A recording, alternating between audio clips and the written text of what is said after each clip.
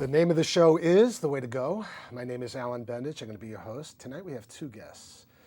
Mr. Christian Defiris of Extreme Cage Fighting. Thank you for having me. And Lisa Santisteban, a.k.a. Lisa the Beast. And she's an undefeated fighter. That's correct? right. Okay.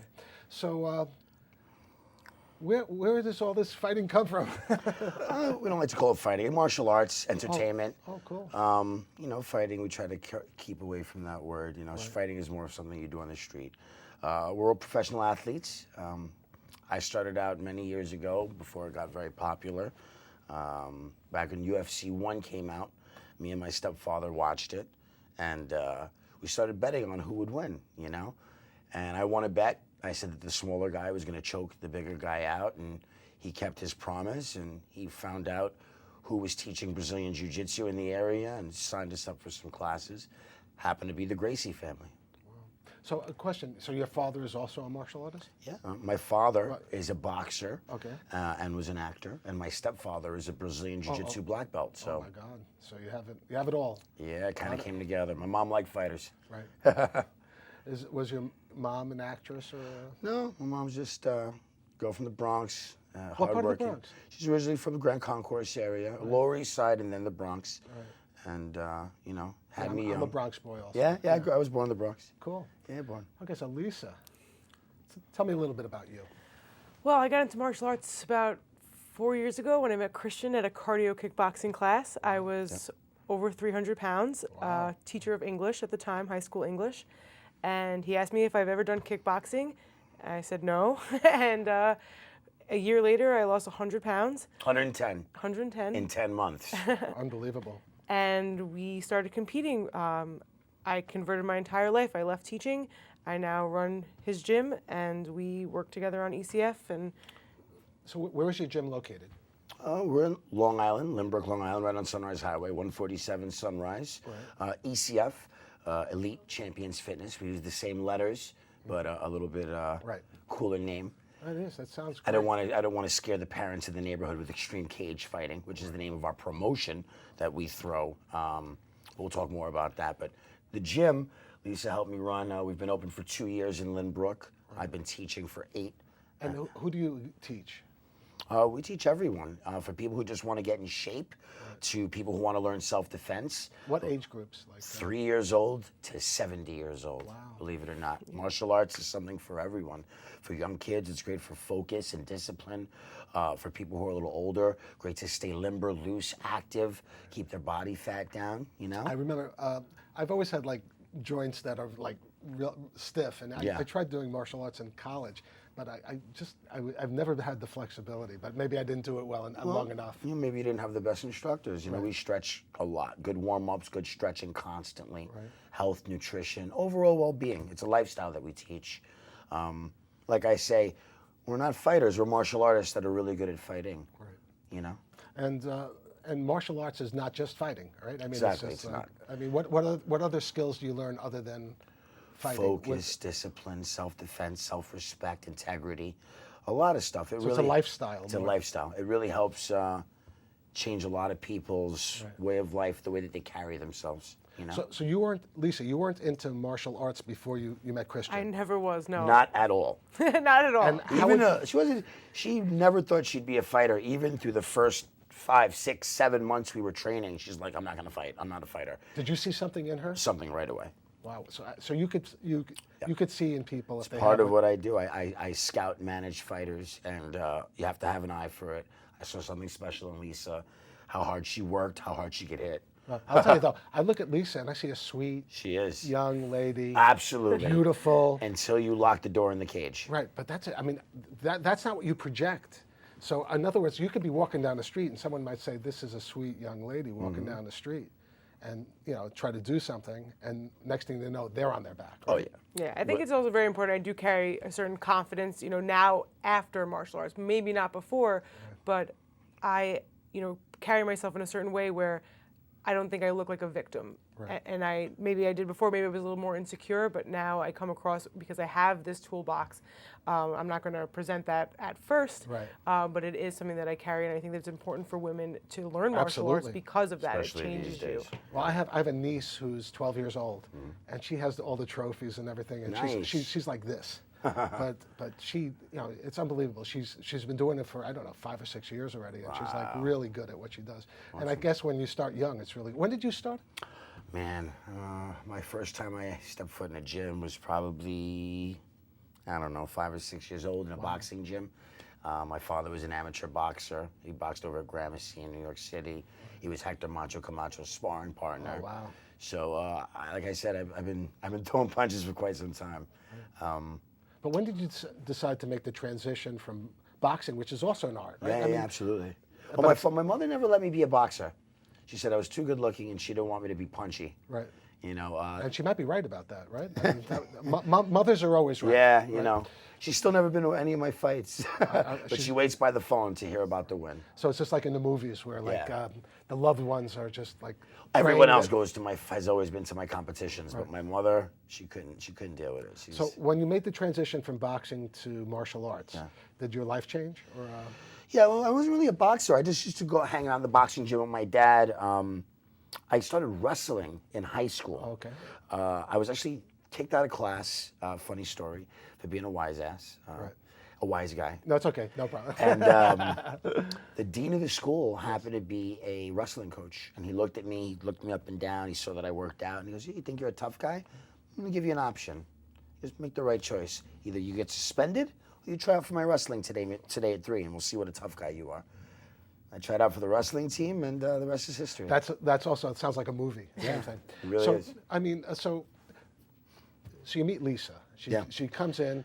What makes you think that she's going to be one of your extreme cage fighters? I mean, how did you get her from point A to point B? How do you do that with people? I started off with Lisa. She's a nice girl. I started speaking to her after class. I saw that I could see something in her. Right. I could see that, I can't explain it, almost like she was someone trapped within someone else. And just after having a few conversations with her, like I said, I saw something special in her, and I knew that if she dedicated herself, that something good would happen. I mean, I've had about 10 clients lose 100 pounds with me. Right. That's awesome, by the way. Thank you. I mean, because I used to be overweight, and it's a killer. Yeah, it is. Weight is a killer. And she was an athlete, and I taught her some kickboxing, and I saw how good she was at it. And then when I started doing pad work with her, and I saw the skill set really transferring over, I knew that I had something here, and she was losing weight rapidly. So when did you make the decision saying, okay, are you ready to go into the cage? I mean, to me, that's like, I would be scared S-less. The cage took a little bit. The first thing that I did was I threw her in a kickboxing competition. Oh, okay. And this is when I knew that she was going to be something special. We showed up to the show, and like a lot of low-level shows, there's a lot of things that happen. People fall out, they don't show up to the fight, they miss weight. So we had been training her for about a year. She had lost 110 pounds. It was her first fight. We show up and the promoter goes, and the promoter knows me, so he knows I'm a fighter and I can get aggressive sometimes. And he looks very nervous, and he's like, "Christian, you're not gonna like this." And I'm like, "What?" He goes, "So the girl who Lisa's supposed to fight, granted, I was fighting that night also, for my 4th or 5th title." That was the 5th. That was for my 5th belt. Wow. I was the main event. Cool. She was on the undercard, and I had 4 other students, so it was already a big night for me. He goes, "Lisa's opponent isn't showing up." And I'm like, "Come on, man, my girl lost 100 pounds." I'm like, she sold a lot of tickets, her family, and I'm like, he goes, "Look, I have someone who will fight her, though." And I'm like, it just sounded shady. Right. He goes, "So the champion in her weight division is here tonight." Oh, my God. And she says she'll have an exhibition and she'll let Lisa play with her. Play with her? Exhibition. I go, "If we're fighting the champ, we're fighting her for her belt." And how did you feel? I mean, sorry to do this. I wanted to fight. Oh, I go to Lisa, okay, cool. I go, "Lisa, what do you want to do? You want to fight for an exhibition, or you want to take this girl's belt?" She goes, "If I'm fighting, I'm taking her belt. Let's go." Oh, my God. And we took it. We took home that belt. What did that feel like? Oh, it was amazing. It was one of the pivotal moments in my life that night because Was she your first champ that you? she was one of my first champions. But that night, Yeah. I had three students fight for the title. Yeah. Three, yeah. They all won. Oh my God. And I won for the main event. So we brought home 4 belts that night, and that's when the legacy of our team started. Awesome. And it was really something else. You guys are going to be attached by the hips forever. I guess. We have been. That's awesome. Yeah. That's great. So, what did that lead to? What was the next? I mean, once this happened, what? You know what? We did started. That start something? Well, my original school was called BC MMA. It was me and my father, Braulio Cuevas, my stepfather. He's a Brazilian Jiu-Jitsu expert. I was a wrestler. I did the Muay Thai with Cyrus Washington, who trained at our school. He was an instructor there. He's the current world champion Muay Thai, world champion Muay Thai and bare knuckle. So we had quite a team. We were developing all these great fighters. I was developing as a fighter, doing really, really well. I had a few pro contracts waiting for me, and unfortunately, series of events took place that I thought were horrible and life-changing in a negative way. Tore all the ligaments and tendons off of my arm. Oh my God. 3 days before one of my biggest fights. And then recovering from that, I had a reconstructive surgery. I was in my full surgery cast, recovering. We had 3 months right after. I was a passenger in a terrible car accident. Oh my God. Car flipped over on my side. It was 3 impacts. My airbag didn't go off. Oh God. Flipped over and completely destroyed my arm, worse than the original, and also herniated over 12 discs in my neck and my back. So the recovery from that literally was 2.5 years. I was paralyzed for 6 months in the left arm, and I was very depressed, to say the least. But how did you? I was going to ask, how did you manage to maintain yourself? I mean. I had a responsibility to my fighters and to the people that looked up to me to hold it together, because I'm their rock, you know, and that's, if I fell apart, my school would have fell apart, my fighters would have had nowhere to go, nothing to, you know, so. It's almost like supernatural in a way, because again, I've met others, we talked earlier about this, I met other martial artists who are also unbelievable martial artists who have gone through catastrophic things, but then they recover, and look at you. No one would ever, never think that anything like that ever happened. I got quite a few scars to show it. I mean, no, I mean, you could see it, but I'm just saying, but the way you hold yourself, the strength that you exude. Thank you. It's mental toughness, focus, and the martial art spirit in a way. Right. I mean, it didn't break you. It didn't break you. You know, I was really depressed for a while, but my fighters and I continued to have them compete, and I lived vicariously through them, so that kept me going. Right. And then I was still I'm a fighter. I was born a fighter. It's not something that I became. It's something that was always in me. Right. Even though I make, you know, the difference in money is quite a bit, you know. I would still fight for free right now because I love to fight. You know, I love to compete. I'm a performer. So that was it was hard. It was hard at that point. I used to fight alongside my students. Now I'm only watching them fight and watching them win titles. So it was a little upsetting. And then I had the idea for ECF, Extreme Cage Fighting, but I always thought I'd put Did that happen during the injury time? I had the idea about 2 years before that while I was competing, but I thought I'd set that forward when I was in my 40s. Right. When I was done competing, I didn't think my career would come to an end so quickly. Right. So what had happened was just when I realized, I had to come to the realization that, one, I wasn't going to recover in like 6 months. Right. And there was no way I was going to compete for about 3 years. Right. So I just went forward with the whole idea I had 10 years down the road, 10 years early. And when I tell you, man, it was something else. I mean, I went door to door, school to school, knocking on, asking people to fight, to believe in me, to believe in what I was doing, presented what I was doing, got some sponsors. I mean, it really came together in a magnificent way. Right. And we threw our first show in June 2 years ago at the Aviator in Brooklyn. We did quite How many fighters did you have? We had 17 fights. Oh my God. And this was all your people? No, no. Oh, you promoted this? Yeah, this is my show. This is the show. This is where the show came from. Oh, that was going to be my next Extreme Cage Fighting. You know, just Is it okay if we could show some? I mean, a little taste of what the show looks like. Absolutely. I brought a Okay, couple clips. Yeah. Well, we have We have that one we'd for like- sure. I think you have a great one. Okay, so if This we, is from our last show. yes. This was just about 2 weeks ago. Yeah. 2 weeks ago in Right. the Melrose Ballroom in Astoria, Queens. This was ECF 11. Okay, cool. So let's take a look at this clip, and you'll love it. Get ready. Okay.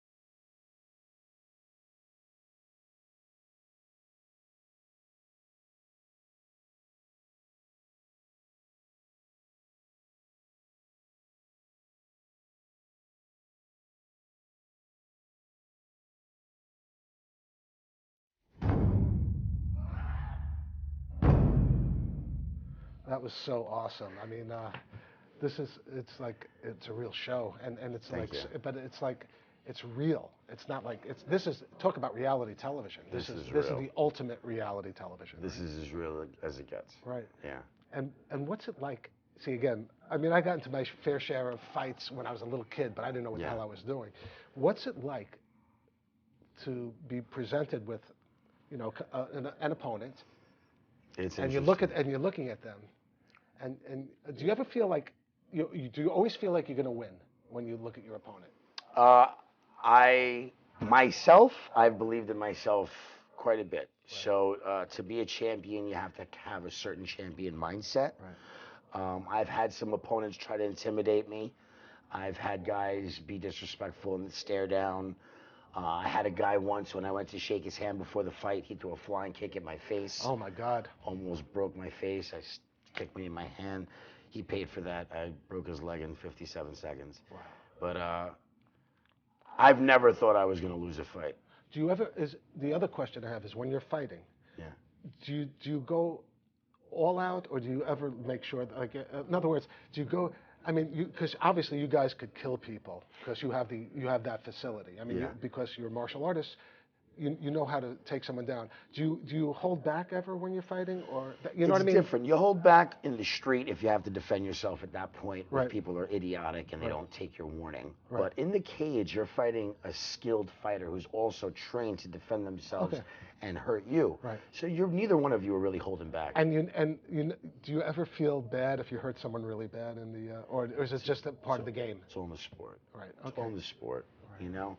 So tell me how. That was the first. We didn't see your first show, but your first show happened, and you had 17 fights. Had Right? 17 fights, a mixture of kickboxing, Right. MMA, Right. and grappling super fights. So that led to an audience. How big was the audience that you had that night? Decent sized audience. Okay. It was nice. So- We packed the stands. And then do the stand? I mean, and then the next show happened. Do the same people usually come back, or is it a broader audience? We've grown every show, Mm-hmm. and we changed locations to the Melrose Ballroom in Astoria, Queens. Beautiful, beautiful, beautiful venue. Right. We stayed there until recently. We recently outgrew the venue, so now we're going to New York City. Wow. Yeah, That's New York City. exciting. Go moving to Manhattan. So are you? And I guess you're also looking at video streaming and, Oh, yeah, and we've going done on live. TV. Yeah, and we've stuff done like live this. stream. Now we just got a deal with Soul City Network. We're going to be VOD, video on demand. That's awesome. Every major cable carrier holds Soul City on demand. Right. So that recently just happened. We're going to live stream. We always do live stream. Right. And yeah, things are really picking up. So how many fighters do you have right now? Currently that I train, I have 20 active MMA fighters and kickboxers. I have over 100 students at my location in Limbrook. In my organization, ECF Promotion, let me see, we've done 11 shows. We've done about 15 to 20 fights per show. I would say we have over 250, 300 fighters. maybe 600 actually. Do you think you're going to open up another school? Actually, yeah, we're actually looking at locations now. It's funny you say that. I've been looking at locations all week. We will be opening up a second and third location over the next year. That's awesome. That's yeah, great. things are really picking up. We plan on taking the show on the road. Oh, that's great. Yeah, we're going to travel. I teamed up with an organization called GPG, Global Proving Grounds. Okay. They give me 1,000 shares of the company. I'm now one of the part owners. They have a professional MMA show. They're licensed in 7 different states and 2 different countries, as well as the U.S. So now that we are all joined together, it just keeps growing. The options are limitless. So how old are your fighters? Are they all young or? No, it's interesting. The age range is great. Our youngest fighter on the show is 15. They wear full headgear, shin guards. They have a different set of rules. Did their parents come to the? Oh, their parents are there, front row, screaming their heads off. Right. They do kickboxing. Okay. They're not allowed to do MMA until they're 18 years old. And then, but we have what was our oldest fighter was 40 last show. So let's say you have the 15-year-old, right? Yeah. How many years does that person usually have to have under his belt, or like before you feel confident enough to put them up in the ring? A few years of kickboxing and taekwondo. So it takes training. a while to. Yeah, I don't let anyone get in the ring without at least 18 months training. Now, a 15-year-old's going to fight another 15 or 16. Under the age of 17. Right, under the age of 17. Yeah. Okay. You got to keep them between. I keep them between 2 years. One of the great things about my show that everyone loves and what makes a great show is that I matchmake everything very, very equally. Oh, you're the one that's making the show. I keep on forgetting. The matchmaker. So I work with matchmakers, and I approve everything before it's set, and I make sure that they're at least, everything has to be very close. Everything has to be tight. I don't let mismatches go on. So when you do the show, do you also hire the referees and all the stuff? Yeah. Wow. So it's like a big production. Huge production. It's a Broadway production that you're having. It is. I say it's like throwing a wedding every 2 months. Right. It's that much involved, from hiring the DJ, hiring the sanctioning body, the referees, transportation, booking hotels, getting all the fighters. It's insurance, blah, blah, blah. Oh, insurance, everything. I mean, that's crazy. It's a lot. But it's your passion, It's my life. That's it. I love it. And you love it also, right? I do, yeah. She assists me with everything. Wow. So is your life, you were a teacher before, so your life has changed 180 degrees. 180. Right? And she's still a teacher. I would consider myself still a teacher. But you're not a high school teacher. Yeah. Right, I don't work in the DOE anymore, but I consider myself a teacher. I teach kids classes. I teach people how to be better to themselves and how to eat well, and my clients are losing weight just like, just like he was. That's great. So, and what does the future? I mean, like, obviously you're going to be opening up a new other locations. But what? Let's say 5 years from now, where do you think you're going to be? 5 years from now, I'm hoping to be neck and neck with the UFC. Oh, cool. Which obviously, just sold for $4 billion. Okay, will you come back on the show? You know what I mean? Absolutely. When you're a billionaire, that's that'd be great. Hopefully, I'll be flying you out to shoot me on location that would be on awesome. my island. But so we're trying. You have to model yourself as the best, and right now UFC is the #1 company in the world. Right. In 5 years, I think that gives us enough time to be right behind them, on the level of Bellator, hopefully having a worldwide show, throwing shows all over the world and traveling, awesome. and hopefully opening up gyms all over America and helping change people's lives in a positive way through martial arts. What do your parents and everybody think about how you've, become who you are? They must be so proud. So proud, yeah. Considering where I came from and how I grew up, poor, South Bronx. Parents had me 16, 17 years old. Right.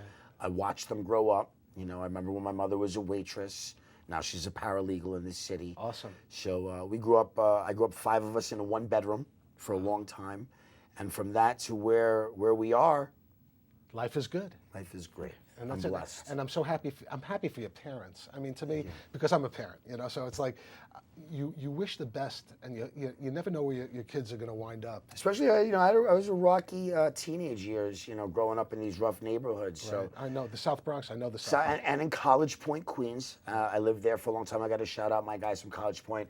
They support the show all the time. They're awesome people. So it's great to see that all the different neighborhoods that I grew up in. Right. All those people still support me in what I do, and they all come to the show. They all, so it's really great. And you see your friends. I mean, lifelong friends. And they bring other people, right? Yeah, And it's So do you great. get? I know you're a promoter, but is there a word of mouth that also happens? How do you develop such a group of people? I mean, you have thousands of people coming to your shows. I mean, To develop this fan base and how does network, that work? a lot of hard work and dedication. You know, I have 12 and 18-hour days between the gym and the organization. I don't get a lot of downtime. Do you do most of the promotion yourself, or do you have people working with you to help promote? I mean, it started off just me, and it turned to, actually, I had a friend of mine, Steve Reckless. We did our first show together. The profit margin wasn't there for him. Right. And he decided to walk away, and I believed in myself and what I was doing, so I kept moving forward, and we're growing every time. Well, you can't, and every decision you make, because where you are now has been the right decision, because you can't go back and say, I mean, because look at you. I mean, you're on the right curve. You know, you're going straight up. It's on the right track. Yeah, that's what I keep hearing from all the business meetings, and everything's happening really quickly. I mean, it's been 2 years, and it's really speedballing in the right direction. I'm very happy. What? So basically, is it more focused? How do you look at this? Do you think are you thinking to broaden your focus in terms of what you want to do, or is it going to be narrowing to be more of a niche that you're going to be filling? Do you think that you could, I know Personally, yes. My personal Christian Defiris as a person. I Yes. mean, I love television, so I am breaking into TV. It's something that I did in my past. Cool. But that I'm doing more of, and I do enjoy being in front of the camera. It comes very naturally to me. I can see. You're good.